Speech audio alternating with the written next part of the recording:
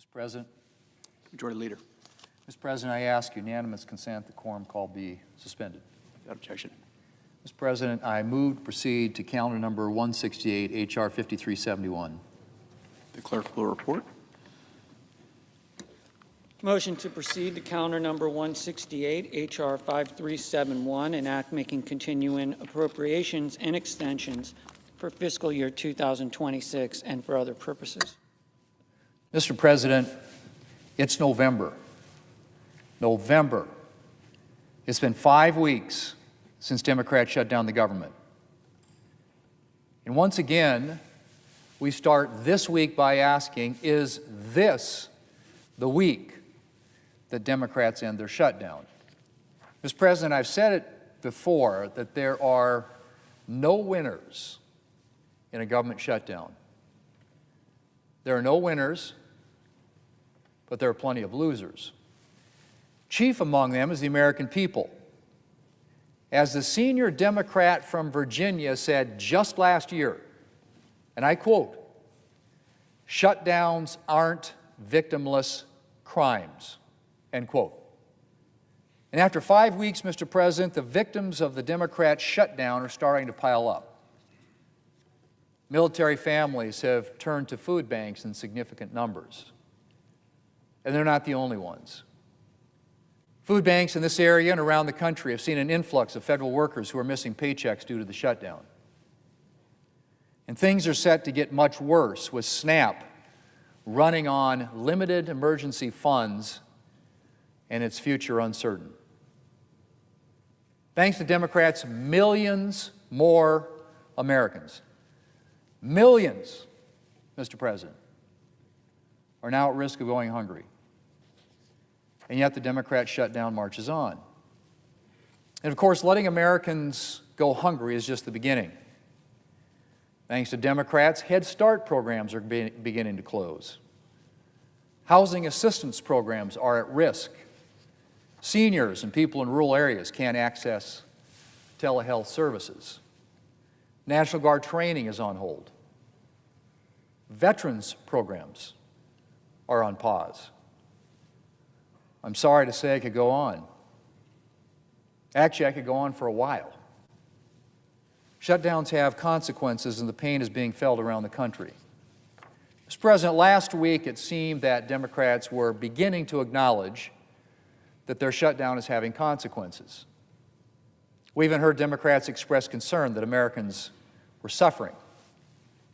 But when they were given the chance to end all of that suffering, the vast majority of Democrats in this body were perfectly willing to prolong the shutdown and the American people's pain.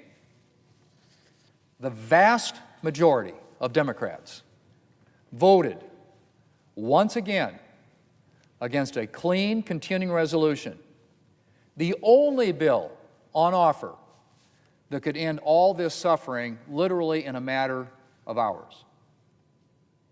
It is the only bill in the Senate that would fix every single issue I just mentioned. It would pay our troops, fund SNAP, Head Start, veterans programs, pay our staffers. 3 Democrat senators already support that clean continuing resolution, Mr. President. And the Democrat from Maine who supported the clean CR in the House said, and I quote, "There's a lot of important work to be done in Congress, none of which will be any easier if Mainers are suffering the harms of a government shutdown," end quote.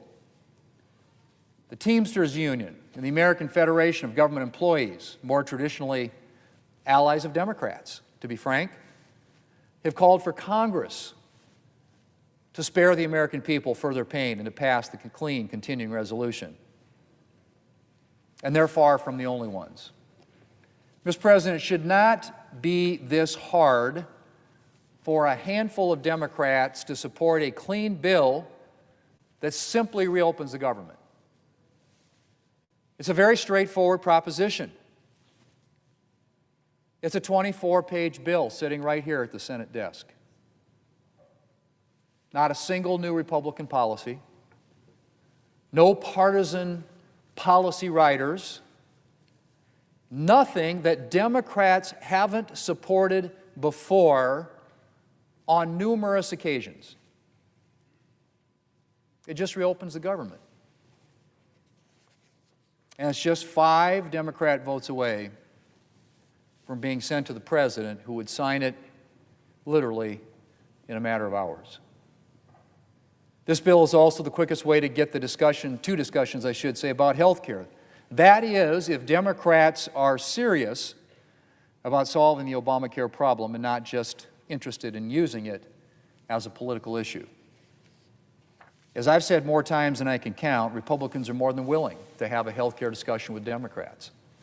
In fact, had Democrats voted to reopen the government last week, President Trump would be meeting with them this week. Unlike Democrats who want to continue papering over the unaffordability of Obamacare forevermore, Republicans have ideas for actually lowering health care costs. And lowering costs not just for Americans on Obamacare, but also for seniors, vulnerable Americans, and the majority of Americans who get their health care through their employers. And so we're ready and willing to have that discussion. But first, Democrats need to stop playing politics with people's lives and reopen the government. Mr. President, airline travel is snarled. Small businesses are suffering. Hundreds of thousands of Americans are working without pay.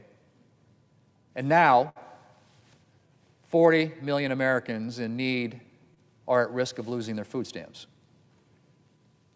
So the question, Mr. President, is how long are Democrats going to continue this? Another month? 2? 3? How much suffering is enough for Democrats? Mr. President, the bill's sitting right there. We voted on it 14 times already. We'll get that opportunity to vote on it a 15th time tomorrow. And for the sake of the American people, let's hope that at least some Democrats can see their way to ending this and ending it soon. Mr. President, I yield the floor. I suggest the absence of a quorum. Clerk will call the roll. Ms. Alsoo-Brooks.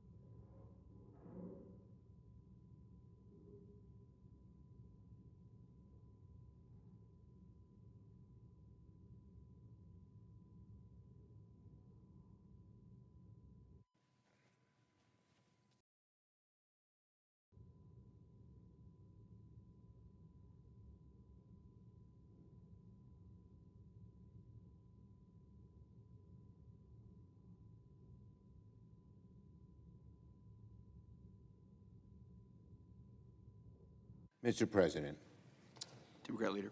I ask unanimous consent the quorum be dispensed with. Without objection.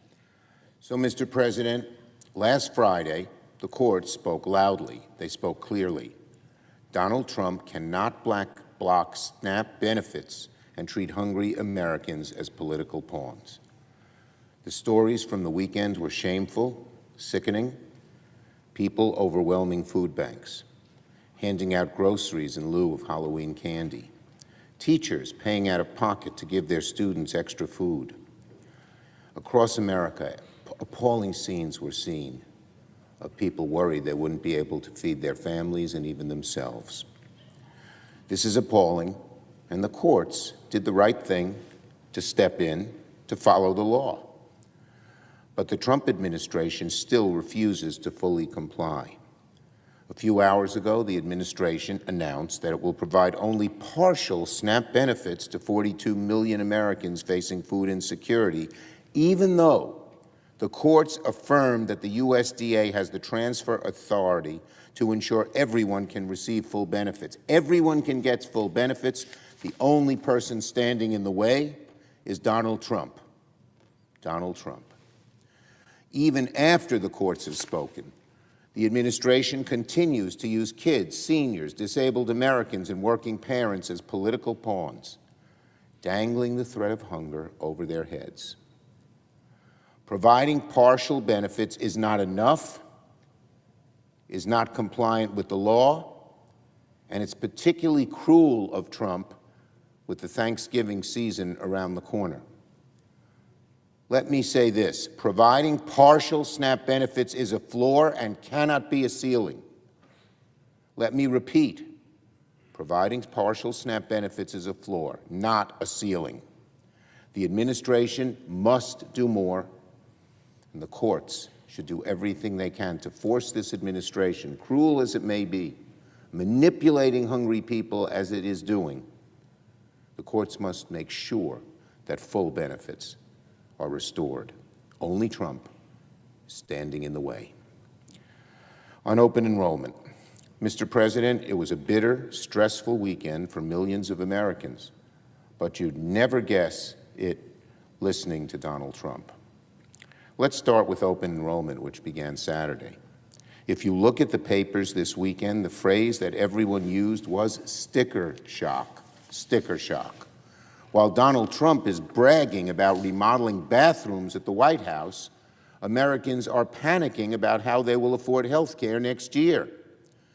I read an article from ABC News that interviewed a photographer from Utah who gets her health care through ACA. She will go from paying $495 a month, already outrageous, to $2,100 a month, an increase more than 4 times. It's more than a mortgage. And that is Donald Trump's America. Americans pay more for health care than they do on their mortgage. It's outrageous, and it just puts an anchor around the financial anchor around the ankles of every family. And what is Donald Trump doing in the middle of all this, this horrible sticker shock crisis that people are just feeling so awful about? Well, if you watched Donald Trump this weekend on 60 Minutes, you saw a president utterly dismissive of the pain his policies have caused working people. While people are paying more for everyday expenses, Donald Trump went on TV to insist that everything is fine. He claimed yet again that we have no inflation in this country. The only problem, that's a lie. Trump, talk to the average American and tell them they have no inflation as they're paying more for everything. Particularly this weekend, they learned how much more they're paying for health care. And inflation has accelerated, actually accelerated, since the start of Trump's trade war. Donald Trump also celebrated that grocery prices are going down. Which grocery store does he shop in? Probably none. But when Donald Trump celebrates that grocery prices are going down, it's a surprise to people who actually shop at grocery stores, because they're seeing prices go up and up and up. And when Donald Trump was asked what he's doing to end the shutdown, He said his usual nonsense, it's the other side's fault, utterly ridiculous. Donald Trump is the president. People look to him to negotiate, to fix problems. Finally, I will note this. Donald Trump was also asked several times what his plan is for fixing health care. And what was his answer? Pure gibberish, because he doesn't have a plan for health care. The only plan Republicans have for health care seems to be to eliminate it, and then to tell working people to go figure it out on their own. That's not a health care plan. That's cruel. But it's what Republicans have tried to do with health care for decades. We all remember the moment when John McCain rebuked his party to preserve it. Democrats have been very clear from the start. We need to lower people's health care costs. We need to reopen the government. We need to extend the ACA premium credits. That is what a majority of Americans want. Now on Omer Nutra, my late constituent from New York. Today is a bittersweet day of heartbreak and of relief. 2 deeply anguishing years after Hamas brutally murdered Nutra on October 7th. Finally, Omer Nutra's remains have been returned to Israel. Omer was a proud New Yorker, a Long Islander, a constituent of mine. I've met with his family many, many times since October 7th, and I've been so inspired by their courage, their strength, their resolve. Nothing will ever reverse the pain of losing their beloved son. Nothing will erase that pain. But after long last, Omer can now be laid to rest in a proper burial. May his memory be a blessing. Still today, the remains of 8 more hostages murdered by the brutal Hamas remain in captivity, including that of another New Yorker, Itai Chen. We will never stop working until every last hostage is home. I yield the floor.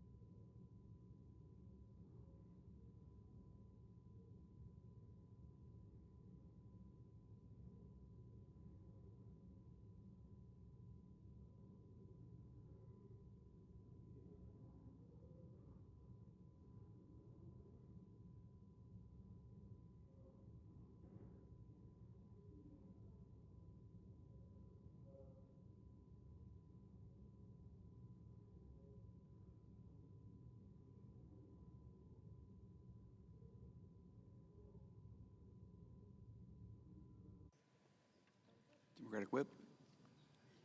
Mr. President, last week I came to the floor on Wednesday to tell the story of some high school kids in Chicago. They did a remarkable thing last Tuesday, 6 days ago. These kids live in a neighborhood known as Little Village, and they go to high school there, to some well-respected high schools, Little Village, Lawndale high schools. They decided on Tuesday to stage a parade in Little Village to protest what ICE is doing to that community and to the city of Chicago. It was peaceful, it was constructive.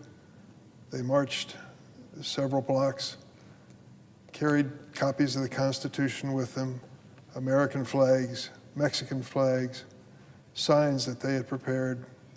I remember one, I'm going to misstate exactly what it said, but it basically said, our parents have done so much to protect us, now we're going to do everything we can to protect them. I went on Friday to meet with these students. Turned out they were all girls, all women, Latina students. Some reason or another, the boys didn't get into the organization, though they did participate in the parade. These young women, about 15 of them, sat with me in a room and we talked for over an hour about their deepest personal and emotional feelings about what was happening to their families and what they did to stage this parade. Mr. President, I've been to a lot of meetings with a lot of so-called experts on this country and its future, but I learned more in that hour at that high school with those girls, those young women, than in many of those other meetings. They knew exactly what they were doing was dangerous. Their parents had warned them not to stage a parade because the ICE agents had been in the neighborhood in the previous 2 weeks. But they were determined to do something and say something. Most of them were in tears as they talked to me about what they felt personally about this experience. One of the leaders said, I'm an American. I was born here. I love this country and I want to be part of it. Look what it's doing to our families. And another young woman broke down when she said that right before the parade happened, her father had been detained. She said in tears over and over again, my father is not a criminal. Her father's been involved for 7 years to try to get his citizenship status cleared up. He's been back and forth in court.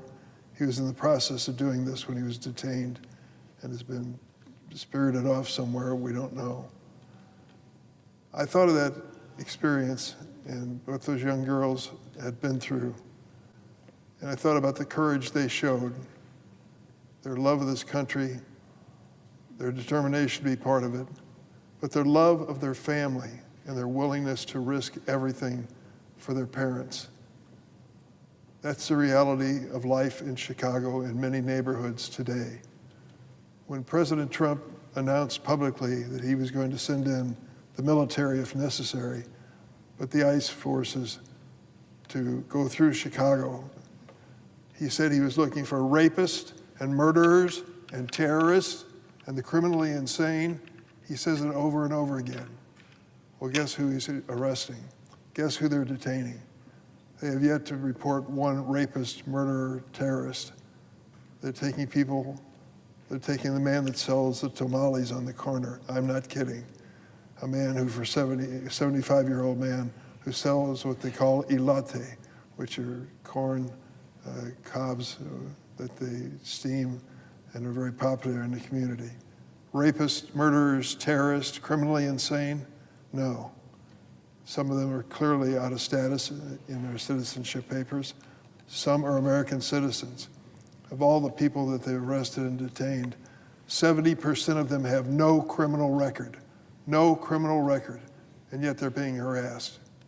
And they picked the weekend to do that, this last weekend, which is so special to so many American families. I think if I had to pin my wife down on her favorite holiday, it would be Halloween. She loves it. She gets these big bowls of candy, and the kids come from everywhere in our neighborhood in Springfield. And they did just this last Friday. I'm sure many of us had a similar experience. The kids are so excited to get free candy and show off their costumes, and she greets every one of them like they're her grandkids. It's a personal thing. We were worried about this last Halloween weekend in Chicago because of the ICE forces that were roaming the streets. Governor Pritzker asked for a special favor. He asked the ICE agents to take off Halloween night, spare the kids. Don't make them worry about whether they go out for candy, whether somebody's going to be arrested. I joined him in that plea. I thought it was common sense. You know what happened? Kristi Noem, who is the Secretary of DHS, said, by no way, by no means, we're going out if necessary. And they did. The ICE agents went to Evanston, which is a town just north of the city of Chicago, and an incident occurred there which was incredible. The ICE agents were roaming through the town looking for landscape workers. Well, guess what's going on? Those landscape workers are raking leaves. and they're doing their work that they do every year. We count on them to do. And this year, ICE was going to arrest them, and they did. Terrible things happened, too. There's a long story. I ask unanimous consent that this story from the Chicago Tribune be entered into the record at this point. Thank you, Mr. President. When you read this article, you realize what is happening here. These ICE agents, whom Kristi Noem calls her dream team, have completely ignored the Constitution when it comes to due process. They are snatching up people right and left. Who are their targets? The Hispanic population, for sure, or anyone who looks Hispanic, or anyone who lives in an Hispanic neighborhood, or anyone who stands on a street corner with a whistle to try to warn off people that the ICE agents are coming. And certainly those who are in the occupations normally filled by immigrants, like landscape workers. Those are the targets. This is a racist effort. I use that word advisedly. It is a racist effort. It is not about terrorists and murderers and rapists. It's about people with an accent, people who look like they're Hispanic. Well, that's what happened in the city of Evanston. And as their vans, unmarked vans, roam through the neighborhoods, these masked secret police of the efforts in the immigration agencies were roaming through the neighborhoods looking for anyone who appeared to be Spanish. And that's what they did. I want to read a statement. They pulled over a man, certainly not Spanish. His name is Morgan Krupinski, part of the great Polish population of the city of Chicago. Listen to what he had to say after he watched the ICE agents go through his neighborhood in Skokie. Skokie resident Morgan Krupinski said 2 workers from an American company were detained. The Scottish Plumber is the name of the company, were doing flood control work on his property in the 8300 block of Harding Avenue when federal agents' vehicles came down the residential street. The agents stopped and demanded documents from both workers, who were able to produce evidence that they were in fact U.S. citizens.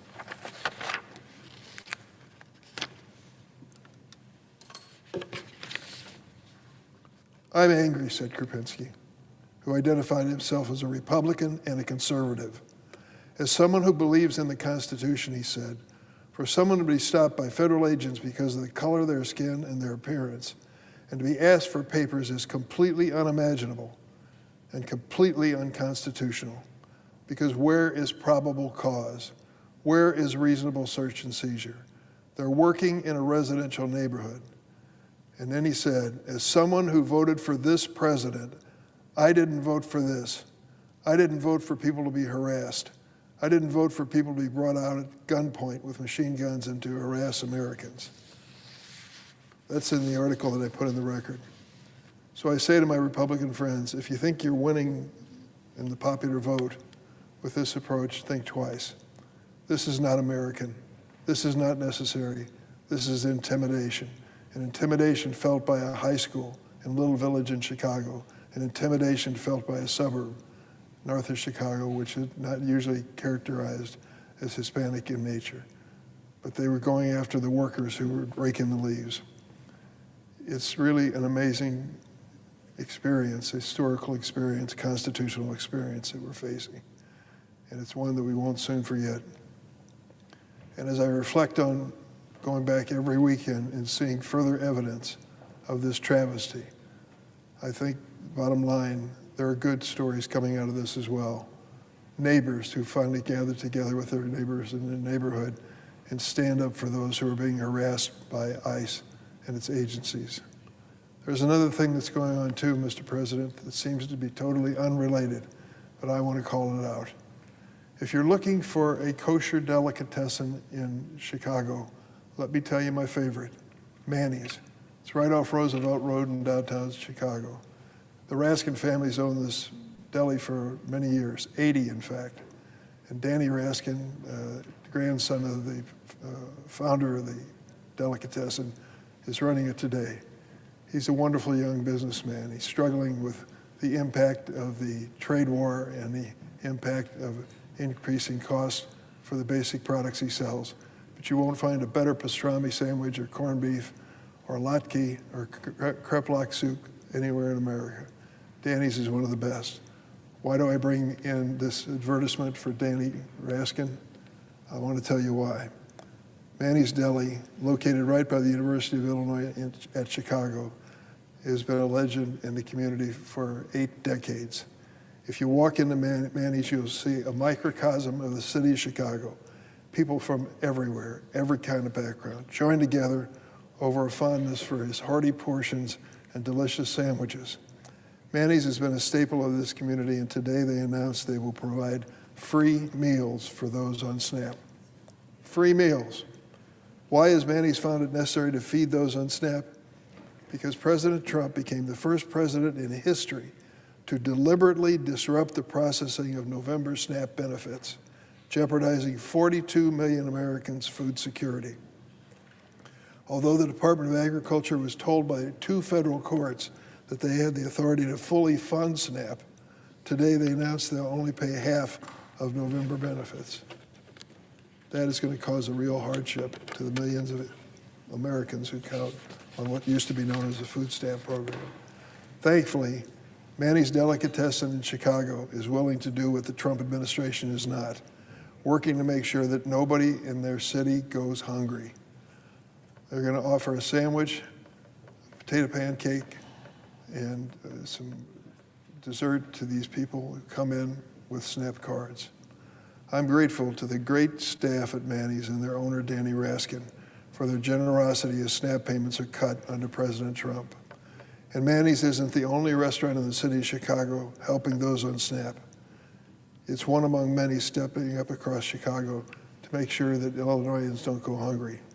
Taza Italian Ristorante, Wooden Paddle, and one of the better pizza places, Lou Malnati's, other restaurants as well, are offering SNAP recipients free or discounted lunch during the month of November.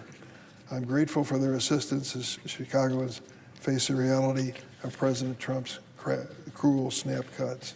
And I hope we here in Washington will learn from the kindness demonstrated by these restaurants and that they will work as hard as they do to feed and keep America safe.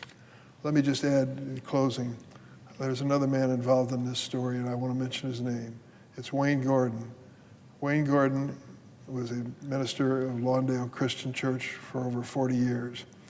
He graduated from Wheaton College, went into the ministry after he had coached basketball at Farragut High School, and started the church in the Lawndale section, a poor, largely black section of Chicago. But he and his wife moved there 40 years ago and still live there to this day. They started Lawndale Christian. He is an evangelical minister who prays for me every day, thank goodness, and I try to return the favor. But I'm sure he was the mentor that Danny Raskin mentioned as his inspiration for providing this food. Hats off to Coach Wayne Gordon and Danny Raskin for this amazing display of caring at a time when it's needed more than ever. Let me close by saying this, Mr. President. We can solve this problem in the Senate, and we can do it this week. There is no excuse. The President is back from his trip overseas. The House can be called into session and return, and they should be, sooner rather than later. And we can sit down and work out the problem of what to do with skyrocketing health insurance premiums. Let me tell you what I've been told by the Illinois Department of Insurance. They told me that hospital insurance premiums are going to double in the northern part of our state near Chicago and triple in the rural small town sections downstate. Triple the current level of health insurance premiums. How in the world will a family struggling to get by paycheck to paycheck manage that? That's a legitimate question. My Republican friends should join me in asking that question. And they should go beyond these vague references the President made last night on 60 Minutes about we have some ideas. I've heard that for years now, and we don't know what those ideas are. What we should do is sit down and work together to solve both problems.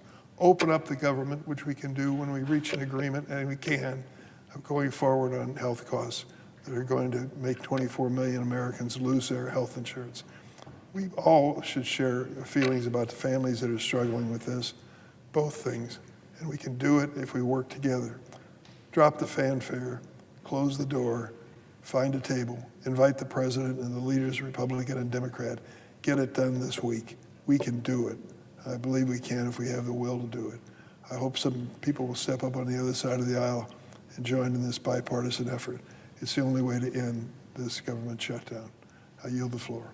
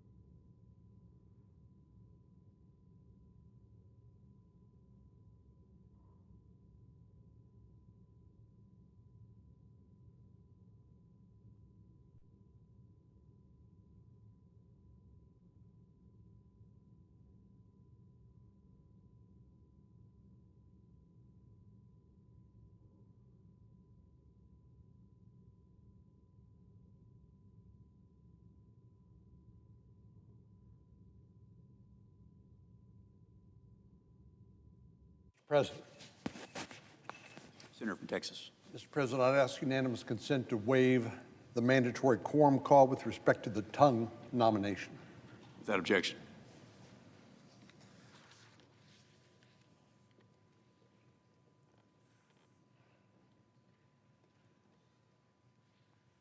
Mr. President, we are now over a month into a shutdown caused by the refusal of Senate Democrats to vote for a short-term stopgap spending bill that expires November the 21st.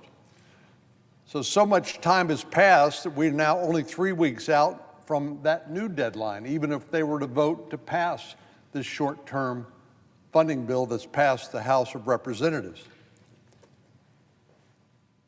This cannot be explained by logic or reason.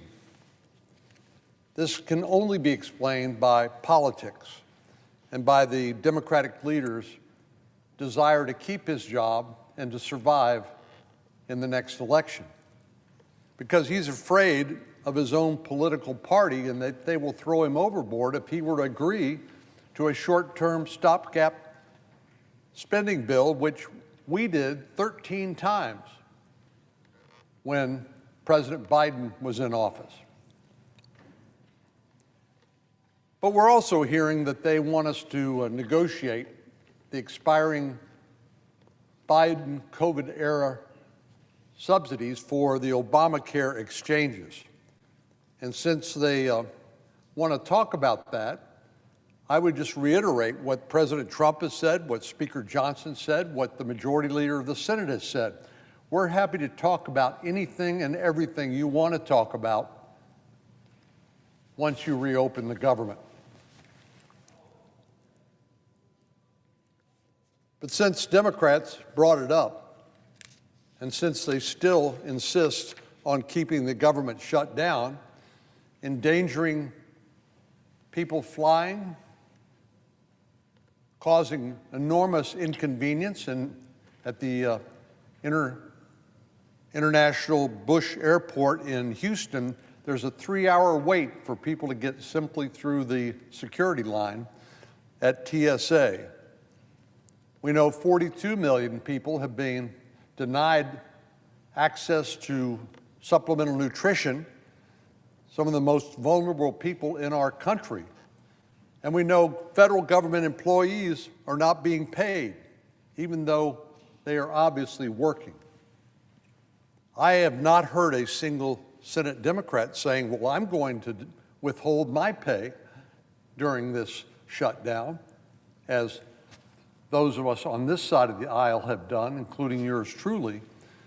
So presumably they'd continue to get paid while everybody else is not being paid, and why enormous numbers of the most vulnerable of our population who depend on supplemental nutrition for food on the table are being denied that relief, all because they are afraid to deal with the politics associated with simply passing a short-term stopgap spending bill.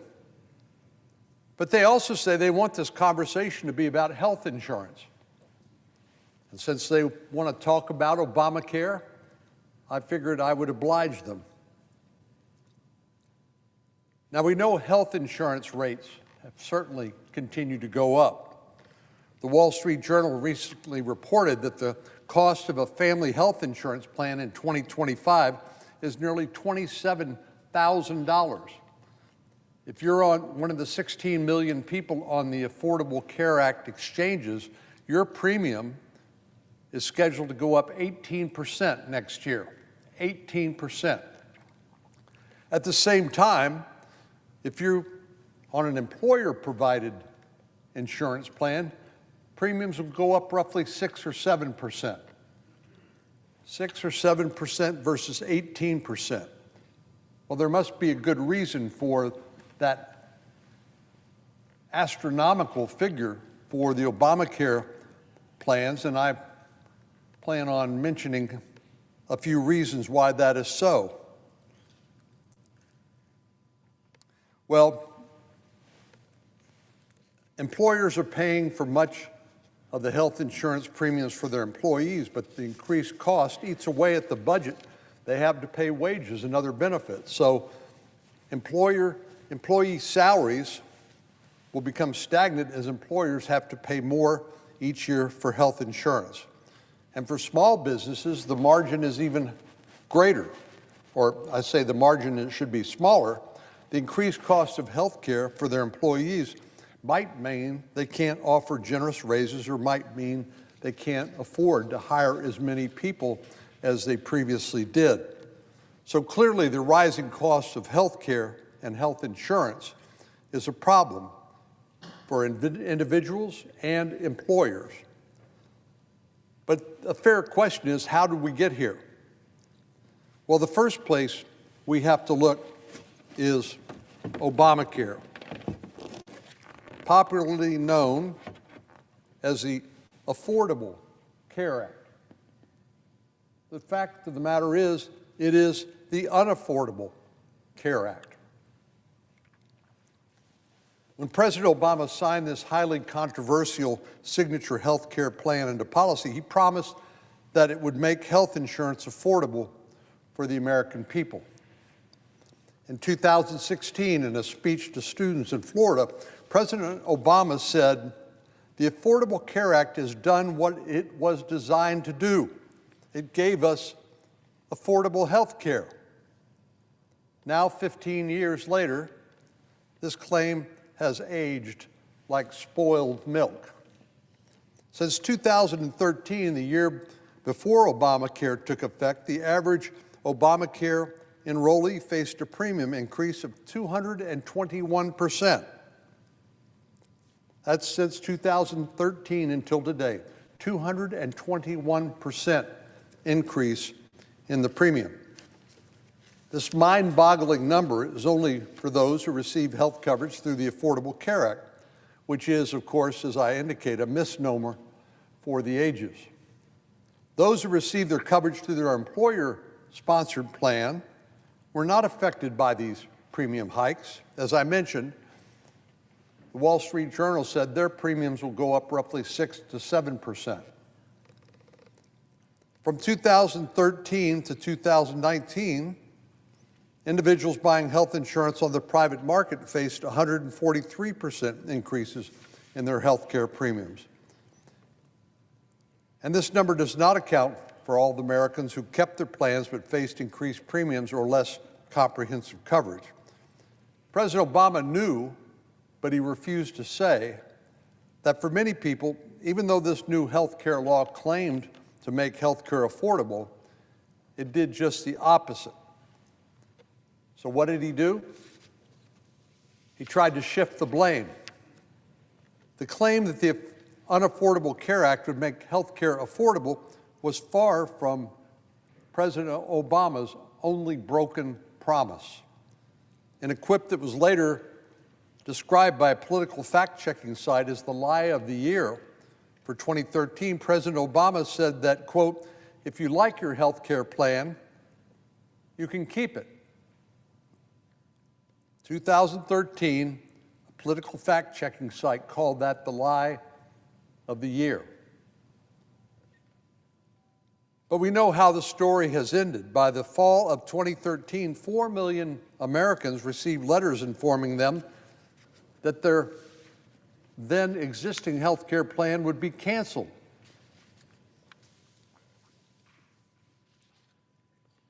In the same 2016 speech, he said, "Now, some people may say, well, I've seen my co-pays go up or my networks have changed, but these are decisions that are made by your employers. It's not because of Obamacare. They're not determined by the Affordable Care Act." Now, that was a complete and utter abdication of responsibility for the disruption that Obamacare caused. And while it may be true that they were not directly determined by the Affordable Care Act, it is because of the Affordable Care Act that people lost their coverage, and thus they could not keep the coverage they had if they wanted it.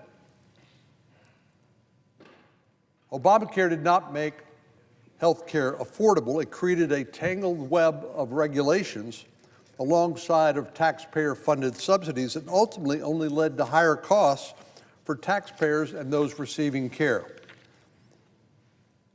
The only party that stood to gain the benefit from the Obamacare chaos was the health insurance companies themselves. They've enjoyed a windfall as a result of Obamacare. By now, insurance companies have figured out how to use this muddled mess, that is the Democrats' health care system, to lobby for government subsidies, including the continuation of the expiring COVID-19 era subsidies that the Biden administration imposed.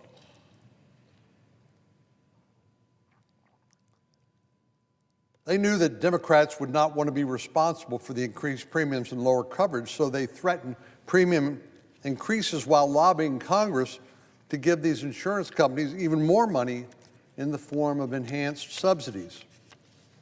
In 2025 alone, U.S. government health care subsidies paid directly to insurance companies totaled more than $130 billion. That's your tax dollars paid to insurance companies, $130 billion in 2025 alone. In some cases, these subsidies pay for phantom enrollees who are likely not even to know that they are covered by one of these policies. In 2024, there were approximately 12 million Affordable Care Act marketplace enrollees who made zero medical claims, a highly unusual circumstance. 12 million, no claims. Roughly 40% of those fully subsidized by the Biden-era COVID credits made zero claims, meaning that these insurance companies received these very generous subsidies but incurred zero costs. Since 2021, the cost taxpayers have incurred to subsidize Obamacare plans has increased a staggering 150%. And many of the ones on these policies are far from the most vulnerable in our population. In 2021, when the Democrats lifted the cap on these subsidies, removing the income eligibility limit, households earning upwards of $500,000 were made eligible for taxpayer-subsidized plans. So you tell me why taxpayers should have to subsidize somebody who makes $500,000 a year and buy their health insurance policy for them. These increasingly expanded subsidies for high earners proves a point that was perhaps the only promise that Obamacare actually kept, that the Affordable Care Act was just the first step toward a taxpayer-funded health care system, a single-payer system. Back in 2016, President Obama compared his signature law to a starter home that would later be upgraded into one that would be much bigger. But based on the way the law actually worked, it's clear that expanding it is not going to make people better off, just the contrary. So here we are in 2026, and what happened? Are we living in a utopia where health care is free or suddenly affordable? Well, just the opposite. Health care is now more expensive than ever, with analysts warning that increased costs will continue to eat away at workers' paychecks. Millions of Americans have faced cancellations of their private insurance plans, while many more are facing devastating premium increases. And then there are the insurance companies who've reaped hundreds of billions of dollars in taxpayer subsidies while continuing to raise premiums on patients. I think it's safe to say, Madam President, that Obamacare was a golden promise that turned out to be almost entirely false. So when we look for a solution to rising health care costs, we should be wary of listening to the same people who sold us Obamacare on false premises, and not trust those who would prefer we continue to prop up a failed system that enriches insurance companies while leaving Americans to pick up the pieces. Madam President, I yield the floor, and I would note the absence of a quorum. The clerk will call the roll. Ms. Osterbrooks.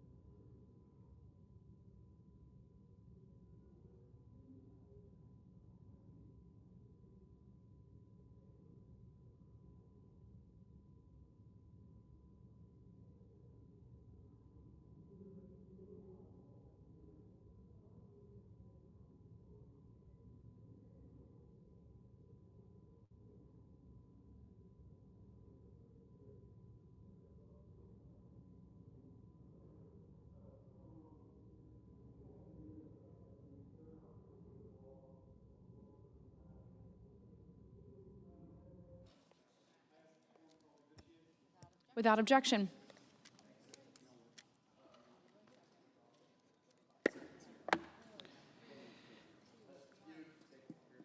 The clerk will report the motion to invoke cloture. Cloture motion. We, the undersigned senators, in accordance with the provisions of Rule 22 of the Standing Rules of the Senate, do hereby move to bring to a close debate on the nomination of Eric Chunyi Tung of California to be United States Circuit Judge for the Ninth Circuit, signed by 17 senators. By unanimous consent, the mandatory quorum call has been waived. The question is it the sense of the Senate that the debate on the nomination of Eric Chunyi Tung of California to be United States Circuit Judge for the Ninth Circuit shall be brought to a close? The yeas and nays are mandatory under the rule. The clerk will call the roll. Ms. Also Brooks, Ms. Baldwin, Mr. Banks, Mr. Barrasso, Mr. Bennett, Mrs. Blackburn, Mr. Blumenthal, Ms. Blunt Rochester, Mr. Booker, Mr. Bozeman.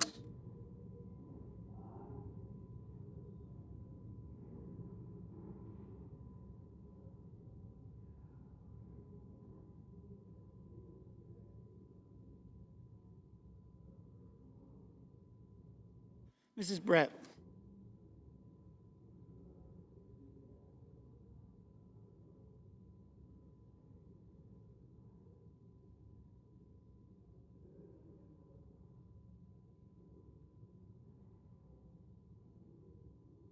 Mr. Budd.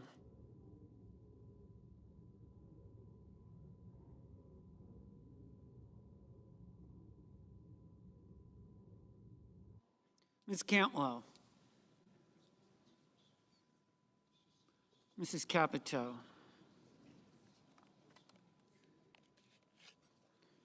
Mr. Cassidy.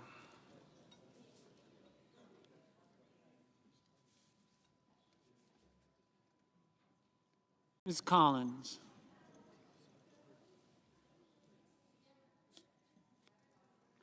Mr. Coons.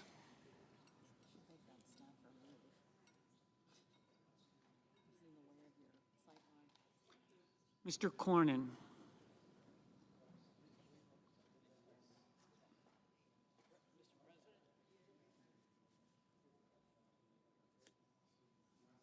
Ms. Cortez Masto.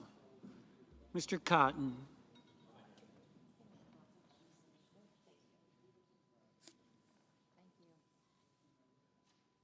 Mr. Kramer. Mr. Crapo. Mr. Cruz. Mr. Curtis.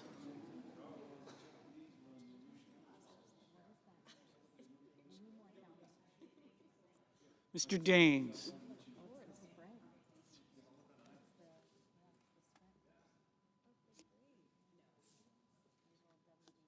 Ms. Duckworth. Mr. Durbin. Ms. Ernst.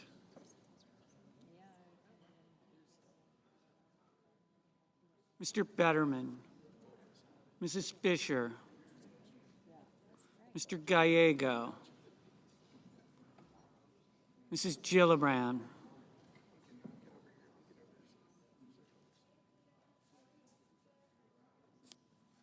Mr. Graham. Mr. Grassley. Mr. Haggerty. Ms. Hassan. Mr. Hawley.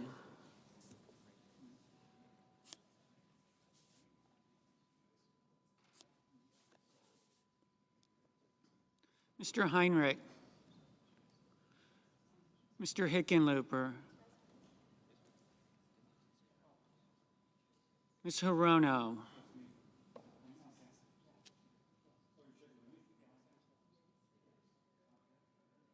Mr. Hoven. Mr. Husted.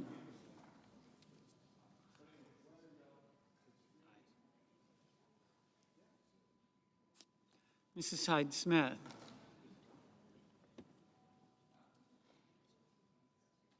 Mr. Johnson.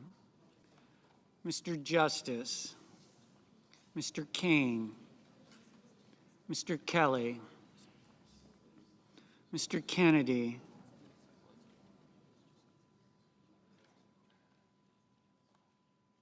Mr. Kim,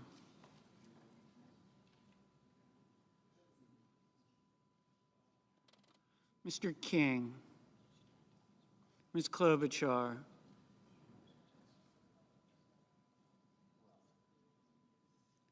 Mr. Langford, Mr. Lee, Mr. Lujan, Ms. Lummis, Mr. Markey, Mr. Marshall, Mr. McConnell,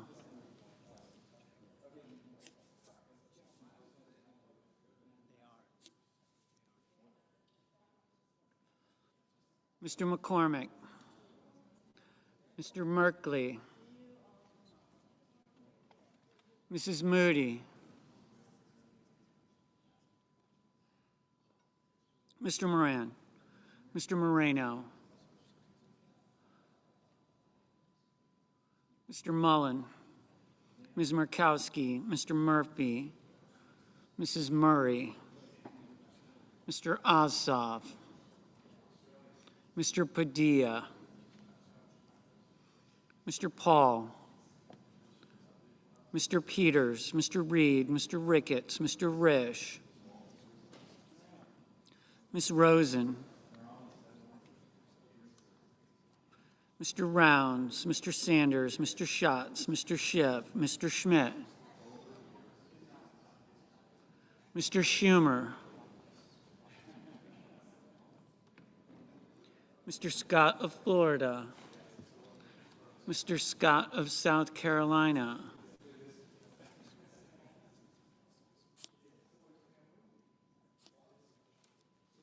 Mrs. Shaheen,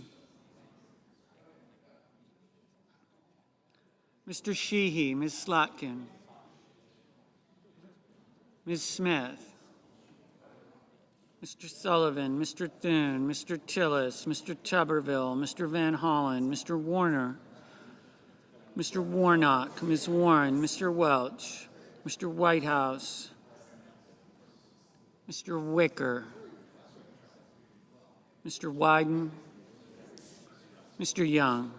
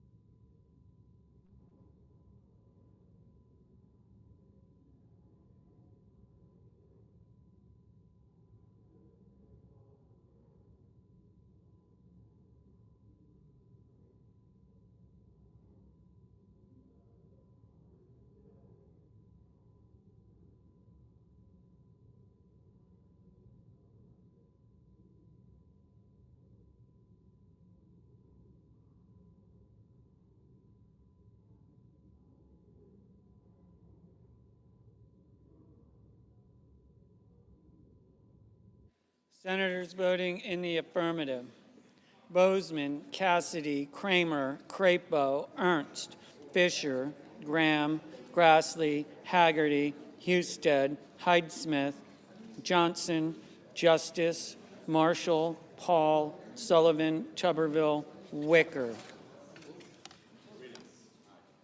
Mr. Moreno, aye. Senators voting in the negative: Also Brooks, Campwell, Gallego, Heinrich, Hirono, Reed, Warren, Welch.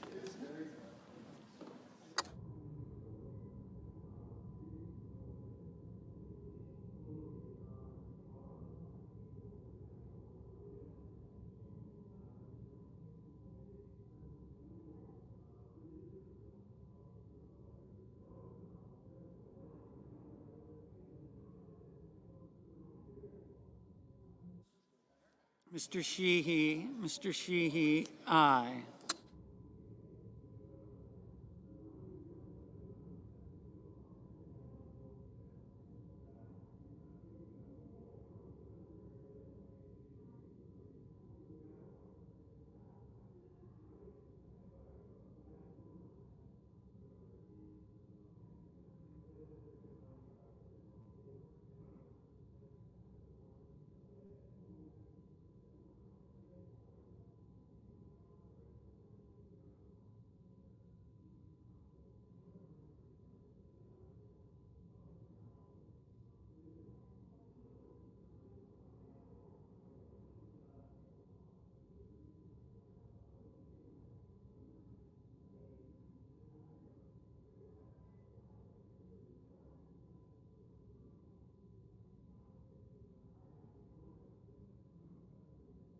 Mr. Lujan, no.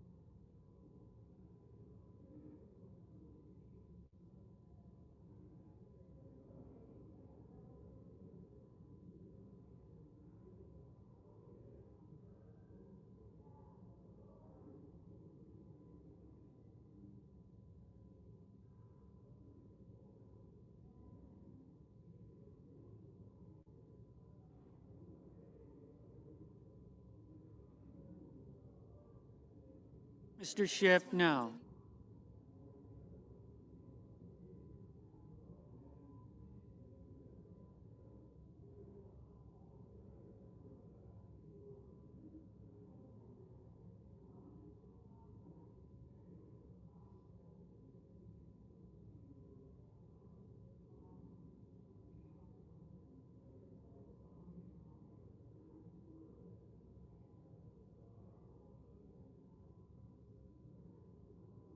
Mr. Kim, no.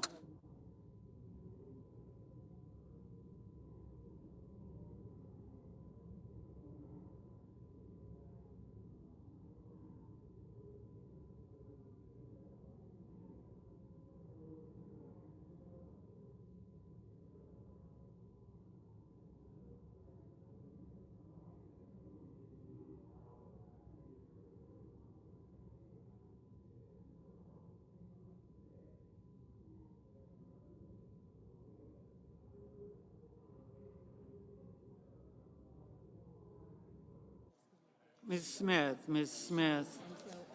No.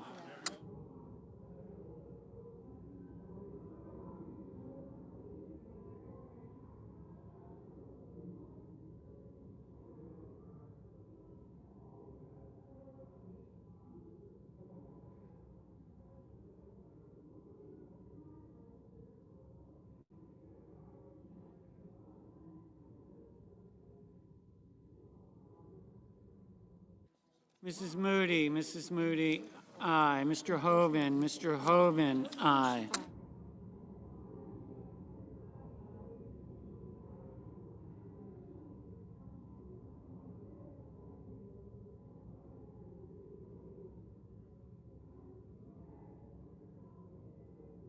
Mr. Merkley, no.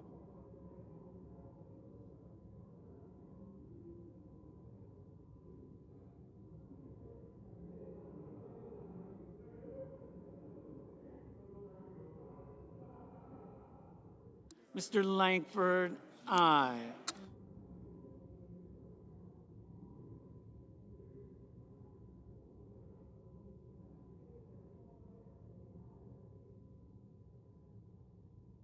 Mr. Hickenlooper, no.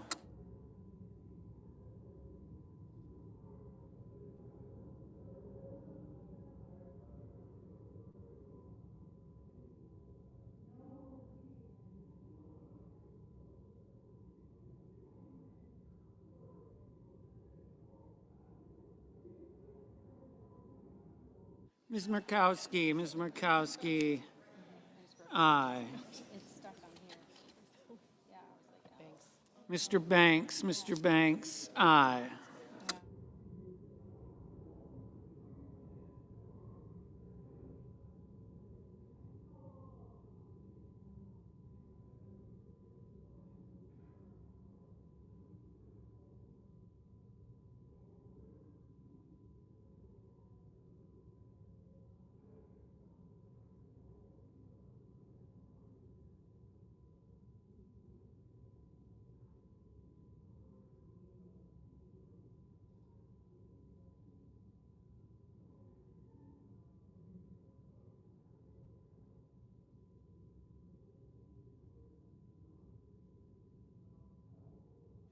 Mr.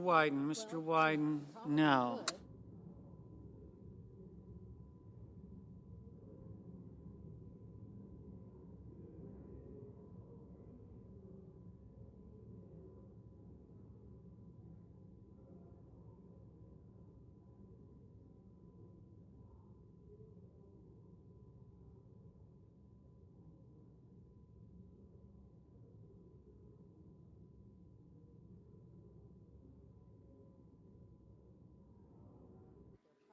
Ms. Collins,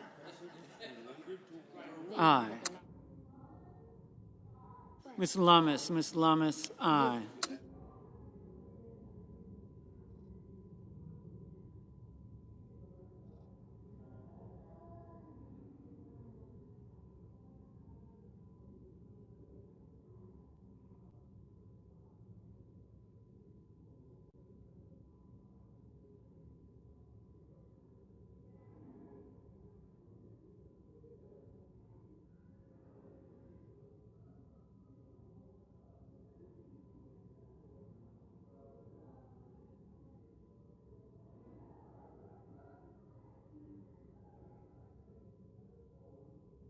Mr. Kennedy, aye.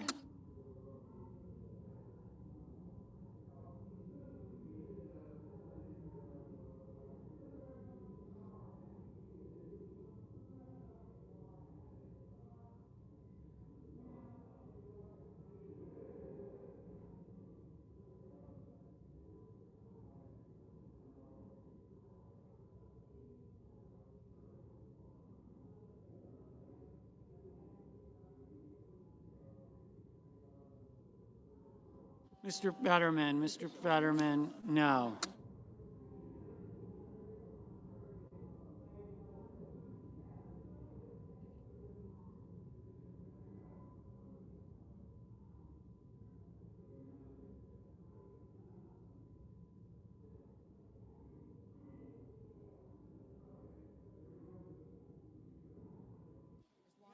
Mr. Padilla, no.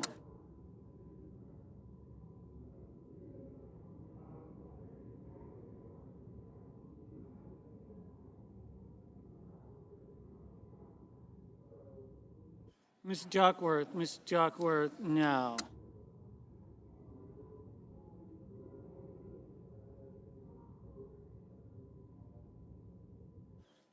Mr. Young, aye. Mr. Scott of Florida, aye. Mr. Curtis, aye.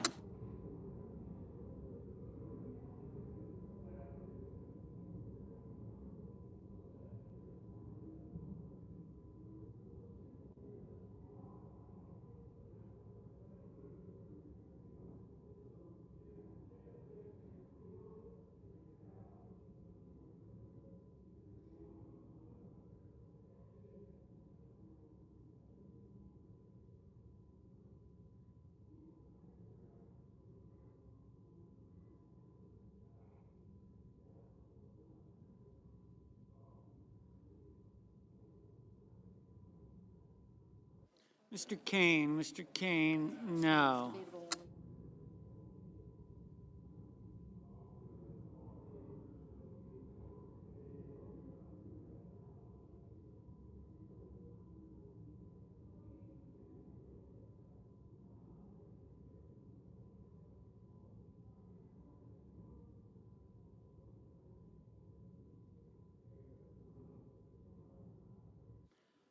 Mr. Rounds, aye.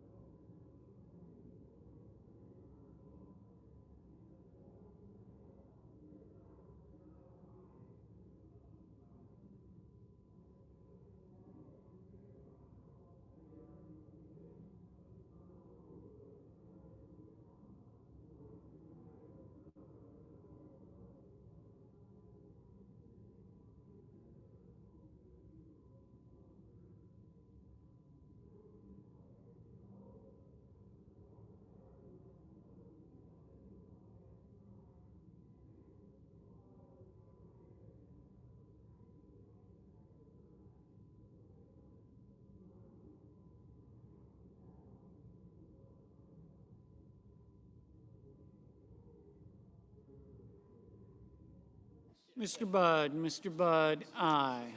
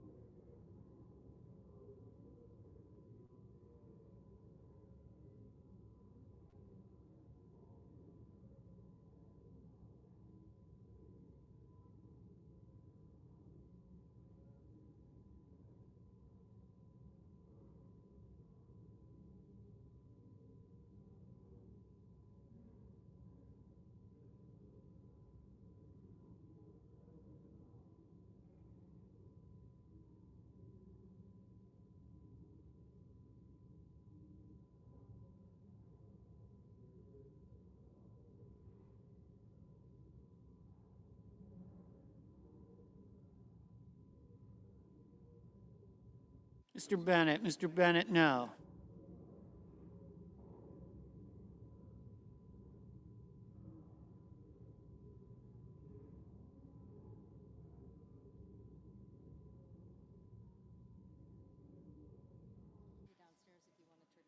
Mr. Lee, aye.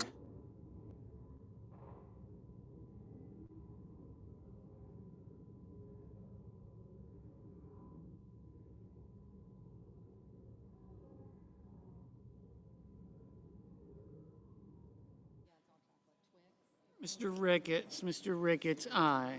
Ms. Cortez Masto, no.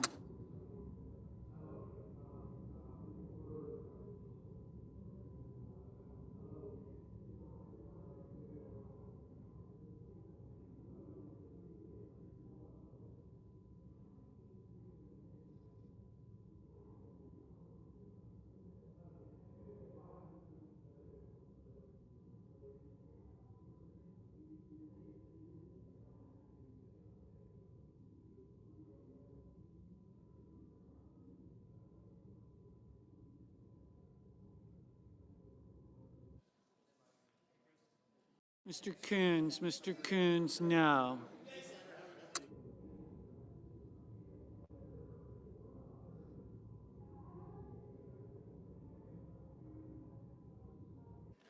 Mrs. Brett, aye. Mr. Moran, aye. Mr. McCormick, aye. Mrs. Blackburn, aye. Mr. Mullen, aye. Mr. Barrasso, aye. Mr. Cornyn, aye.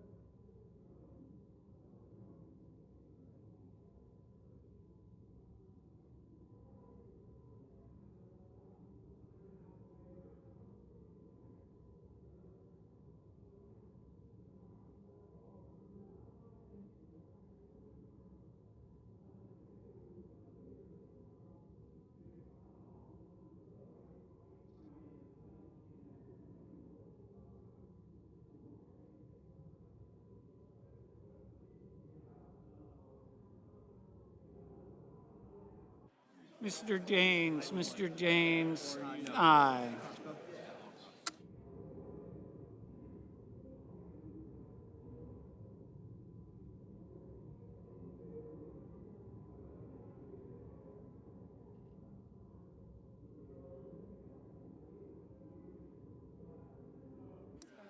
Mrs. Capito, aye.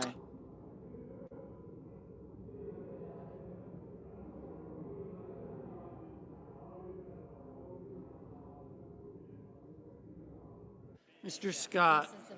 Scott of South Carolina, aye.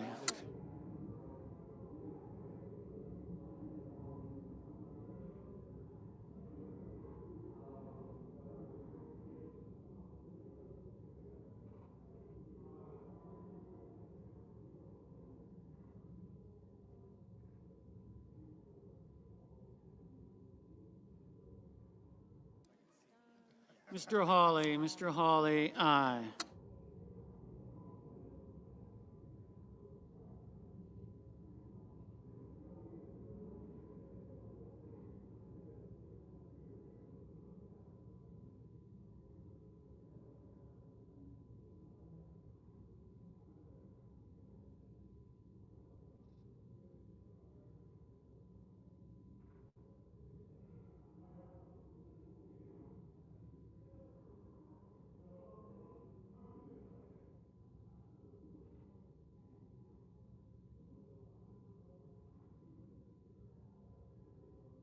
Mr. Thune, aye.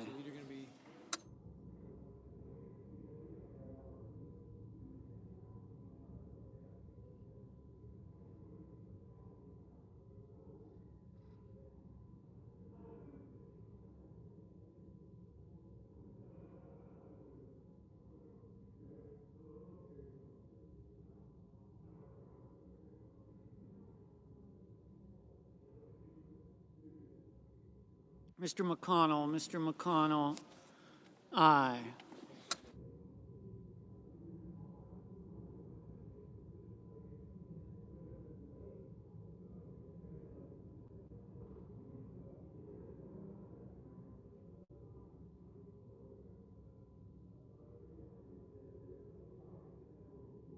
Mr. Warnock, no.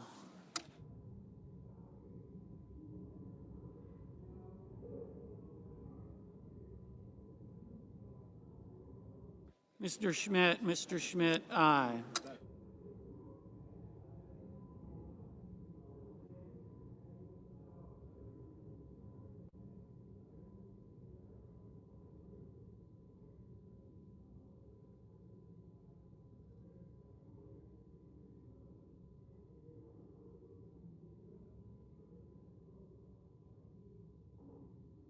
Mr. Risch, aye. Ms. Slotkin, no.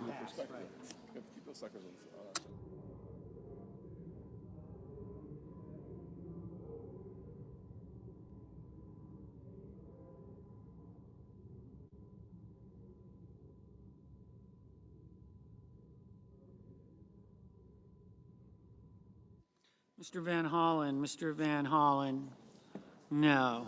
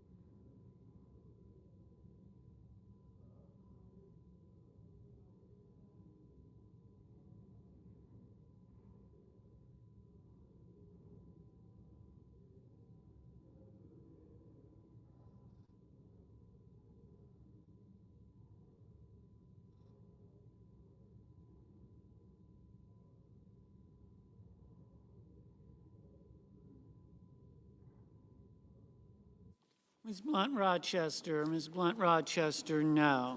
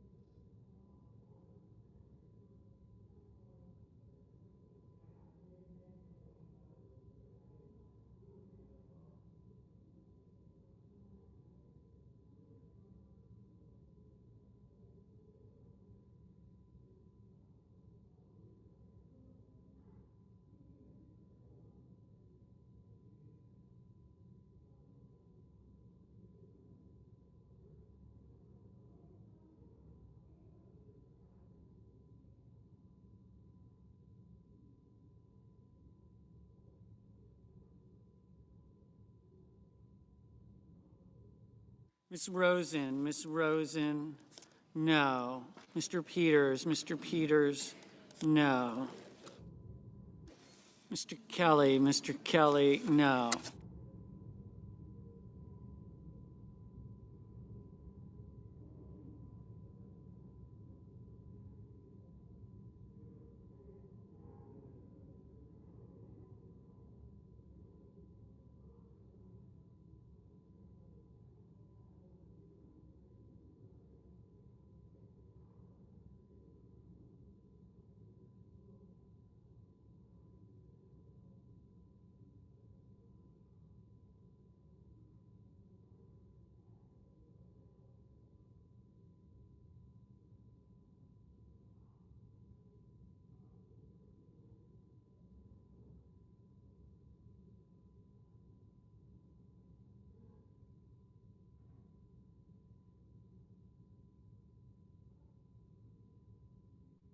Mr. King, no. Mr. Blumenthal, no. Mr. Ossoff, no. Mrs. Murray, no. Mr. Sanders, no. Mr. Warner, no.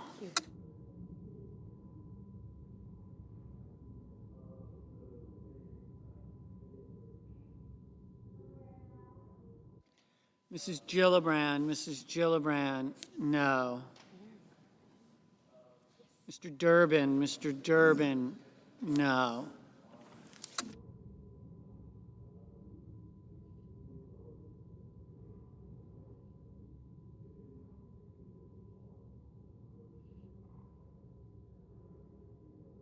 Mr. Cruz, aye.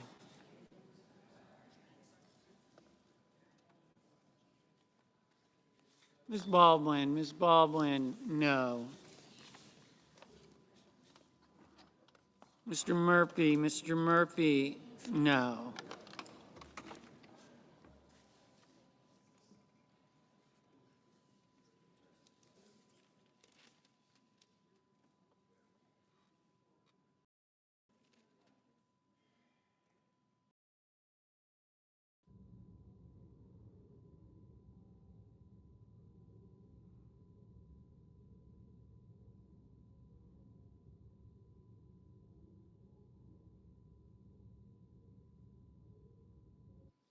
Mr. Schumer, no.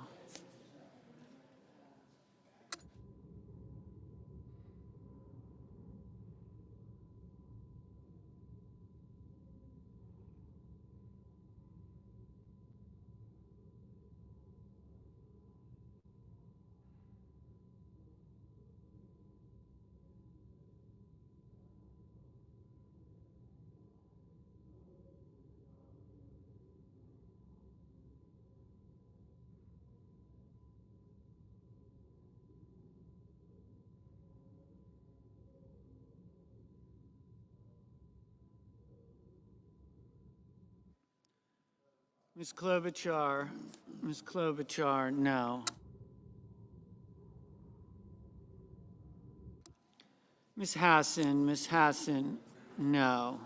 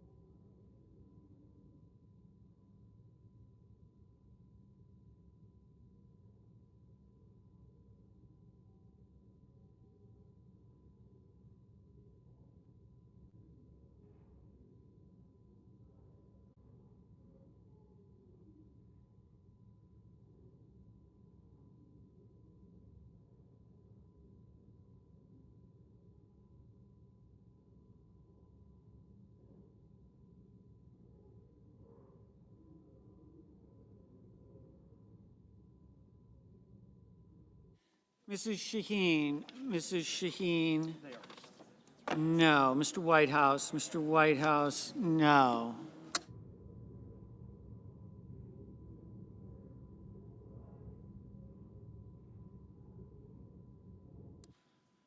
Mr. Markey, no.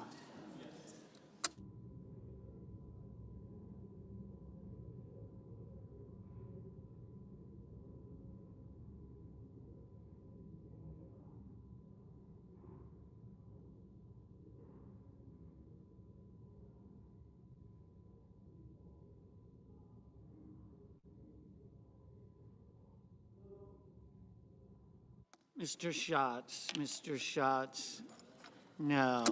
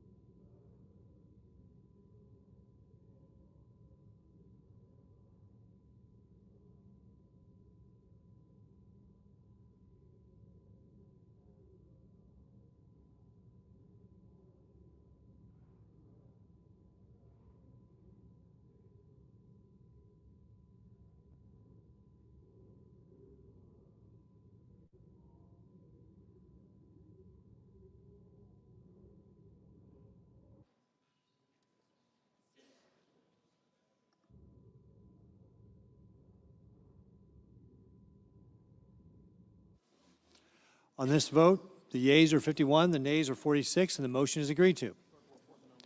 The clerk will report the nomination. The judiciary, Eric Chun-Yi Tung of California, to be United States Circuit Judge for the Ninth Circuit.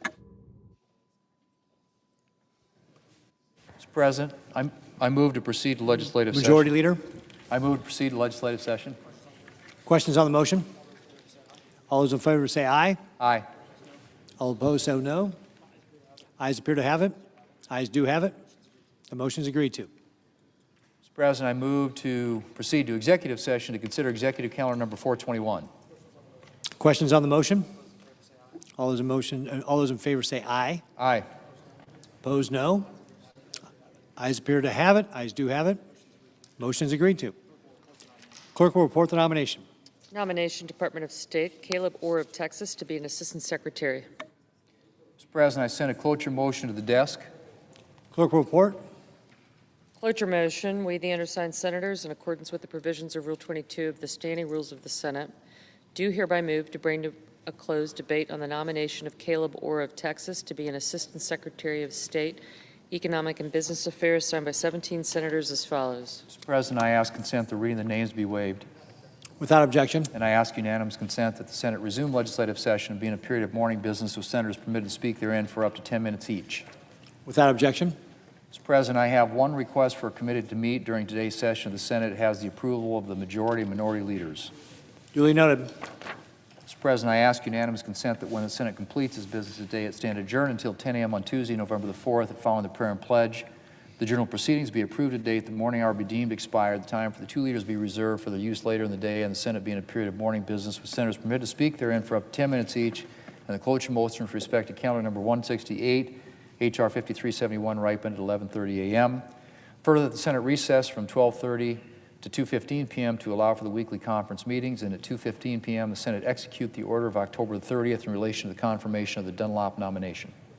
Without objection. Mr. President, if there is no further business to come before the Senate, I ask that it stand adjourned to the previous order following the remarks of Senator Merkley. Without objection.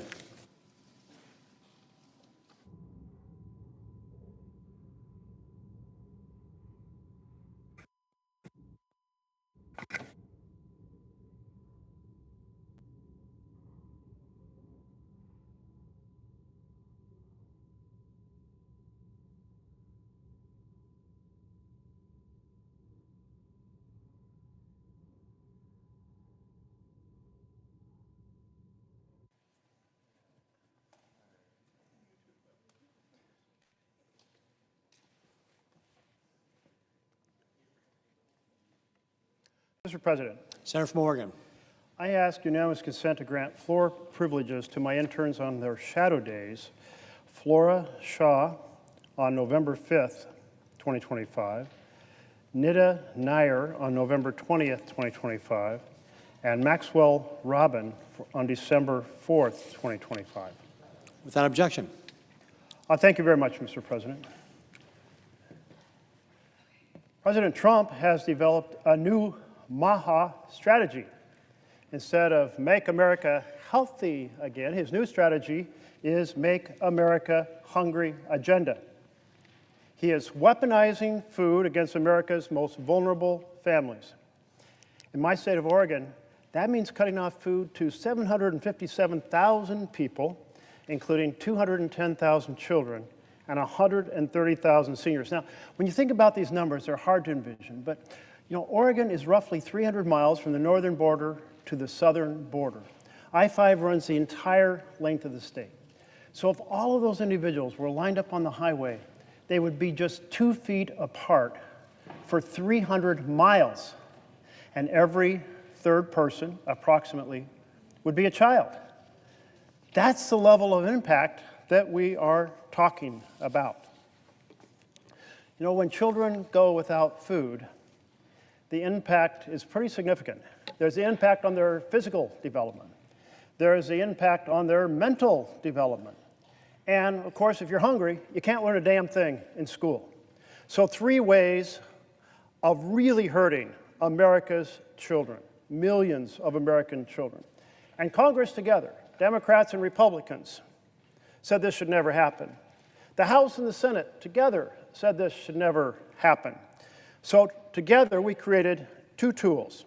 The first tool is a SNAP contingency fund, meant to ensure that families can keep putting food on the table. And the second tool is interchange authority that allows the Secretary of Agriculture to use tariff funds to supplement the contingency fund. Back in September, USDA's, U.S. Department of Agriculture's website, noted that it planned to use the contingency funds in order to make sure that SNAP was delivered in November. But then in October, last month, it deleted that language, and the president said, my hands are tied. America's most vulnerable families must go hungry. Well, now, we know that the administration certainly was well aware of the contingency fund because it was on their website. And we know that the Department of Agriculture is well aware of its ability to use the interchange to transfer funds from a program that would enable it to provide the full SNAP benefits in the month of November. In fact, it's just used this interchange recently in both October and November for the WIC program. Right now, Section 32 funds, there's $23 billion in there. So just 1/5 of those funds would enable the full November SNAP funds to be distributed. Last week, I saw a speech by Mike Johnson, the Speaker of the House, on television. And he was saying that Republicans are not going to provide SNAP funds because it would reduce pressure on Democrats to reopen the government. In other words, Mr. President, the Speaker of the House was saying that America's families, most vulnerable families, the health and welfare of the children, the seniors, most vulnerable adults, that they're just bargaining chips. Well, let me tell you, our vulnerable families are not bargaining chips. Basic food for children is not a bargaining chip. So we're here to say, hell no. It is not acceptable to use children and the most vulnerable as bargaining chips. That's why 25 states and the District of Columbia filed a suit to the U.S. Department of Agriculture to say that it's illegal to stop funding SNAP. And on Friday of last week, 2 judges agreed in 2 different jurisdictions, in Massachusetts and in Rhode Island, and they said to the Trump administration, you must proceed to fund SNAP. The contingency fund is there for that purpose, and you have other funds to enable through the interchange to provide the full amount in November. Both are needed because there's about $4.65 billion, we're told, left in the contingency fund, but SNAP in a single month can be $8 to $9 billion. So that second tool is essential. And again, there's $23 billion in there waiting to be used. So there is absolutely no reason not to fund the full SNAP benefits for the month of November. But then the administration responded to the court, and they said, we're not going to do it. We'll use the contingency funds, but we're not going to use the interchange authority. We cannot fund, we choose not to fund the full benefits for November. Well, this results in 2 problems. The first is that instead of about $6 a day, which is the standard average SNAP benefit, it'll be about $3 a day. Well, $3 a day isn't very much to feed any member of a family. But there's a second problem that's even worse. And this problem is that the U.S. Department of Agriculture said in a court document filed today, and I have it right here, ask unanimous consent that this court document may be part of the official record, Mr. President. Thank you so much. This court document was filed today by Patrick Penn. He is the Deputy Undersecretary for Food, Nutrition, and Consumer Services at the Department of Agriculture. And he says, quote, USDA's understanding is that the system changes states must implement to provide the reduced benefit amounts will take from a few weeks to up to several months. So here's the situation. The court said, fund SNAP and do it right away. Today, the administration filed this document saying it will take weeks to months because they're choosing to fund only half and everything has to be reprogrammed in the computer system to make that happen at the federal level and for most states. That is not an acceptable strategy. That's going back to saying people are not going to get SNAP benefits in November.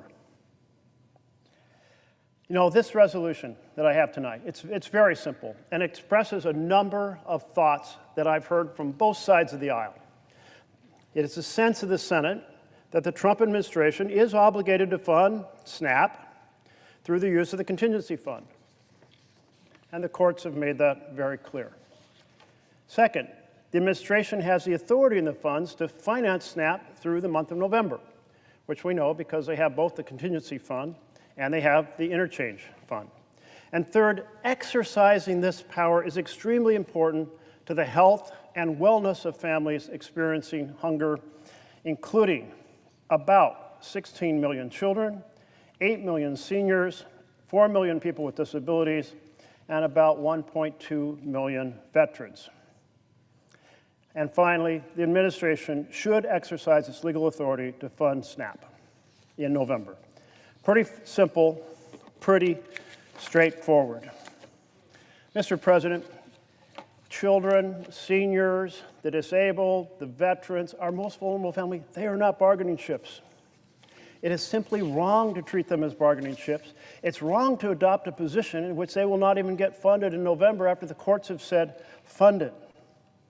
There is enormous damage that is done when children are deprived of food, to their health, to their mental development, to their physical development, to their ability to learn in school. And of course, there's damage done mentally and physically to all of the adults who are funded in this program. Food deprivation is not a correct strategy for any government in the United States of America. Trump's Make America Hungry Again agenda is wrong. It is immoral. There's just something that really seems like the United States is way off kilter when we have a president who's absolutely passionately excited about building a giant golden ballroom worthy of Louis XIV to feast, to dine and dance with billionaires and power brokers of the world, while letting, in fact, forcing America's children and vulnerable families to go hungry. I thank Senator Schumer and the other 44 or other additional 44 co-sponsors who have joined this resolution. I invited all 100 senators to join it. The 5 points are certainly ones that I've heard expressed on both sides of the aisle. Let's all together say fund SNAP, not weeks or months from now, but right now, so America's families in every state, regardless of how they're represented in this chamber, will benefit. Mr. President, I ask unanimous consent the Senate proceed to immediate consideration of my resolution, which is at the desk. Further, the resolution be agreed to, the preamble be agreed to, and that the motions to reconsider be considered made and laid upon the table with no intervening action or debate. Is there objection? Mr. President. Majority Whip. Mr. President, reserving the right to object. This isn't lawmaking. This is a political stunt by the Democrats. The resolution they're offering is empty. It is meaningless. Democrats shut down this government. Democrats have voted against reopening the government 13 times. Democrats are holding food assistance for 42 million Americans hostage, and they're going to do it again tomorrow. They're doing it tonight. Democrats knew their actions threatened food assistance. They were fully aware of it. This was organized and orchestrated in Chuck Schumer's office months in advance of the shutdown. The Department of Agriculture warned the Democrats weeks ago what was going to happen. So did local newspapers around the country. As a matter of fact, a newspaper in the senator's home state of Oregon reported, quote, "Food is the first thing to go." The Oregon paper went on to say, Oregonians brace for SNAP delays if federal shutdown drags on. And still, for 34 days, Democrats have voted time and time again to keep the government closed. Democrats hadn't voted 13 times to shut down the government, there wouldn't be these lines that we're seeing on television down and around the block at food banks all around the country. The senator from Oregon just talked about using children, using people as pawns, as political pawns. Well, that's exactly what the Democrat whip in the House had said. Said, of course there's going to be suffering. Said it gives them leverage. Senators in this body, Democrats, have said exactly the same thing. The Democrats have continued to use people as pawns for political purposes, and it's wrong. It has to stop. If Democrats really wanted to help struggling families, they'd stop blocking a clean continuing resolution. The shutdown ends when Democrats end their dangerous political games. And it is a dangerous political game, and even the Washington Post has pointed that out. Want to end the food assistance cliff? It's easy. Pass the clean bipartisan continuing resolution. Democrats should vote for it immediately. Until then, Mr. President, the Schumer shutdown is going to continue to hurt struggling families. Therefore, Mr. President, I object. The objection is heard. Mr. President, Senator Morgan. I had really hoped that given the 5 basic planks of this resolution, which have been expressed on both sides of the aisle, that we could have something other than arguments that sound like, I don't know, moldy bread, stale cheese, arguments we've heard time and time again about a shutdown. But you know, my resolution and my remarks tonight didn't even mention a shutdown. And why is that? Because the shutdown is irrelevant as to whether or not the November SNAP payments are made. We have a contingency fund for that purpose. We created, Democrats and Republicans together, interchange authority for that purpose. There are more than $23 billion sitting in that interchange fund, Section 32, tariff funded. The money is there. The legal authority is there. And this resolution simply says that failing to provide SNAP benefits hurts millions of people and encourages the president to do what the courts asked him to do, told him to do last Friday, to provide the funds. But the administration sneered at the court. They said, we're going to adopt a strategy in which the funds may not get to people for weeks or months, because we're going to do it in a fashion that requires a reprogramming of computers across America. Really? There's only one desk that has the power to immediately make these funds available, and that's the desk in the Oval Office. Shouldn't we, representing the people in each of our states, come together in a bipartisan fashion to say that depriving people of food, the most vulnerable families of food across America, is simply wrong? Mr. President, and I'm speaking to Mr. President Trump, you have the authority, you have the funds, you have the responsibility. Make America Hungry agenda, your agenda of starving children and vulnerable families, is wrong. Surely, that's something both Democrats and Republicans can agree on. Let's keep pressing for the president to get those funds to America's vulnerable families immediately. Thank you, Mr. President.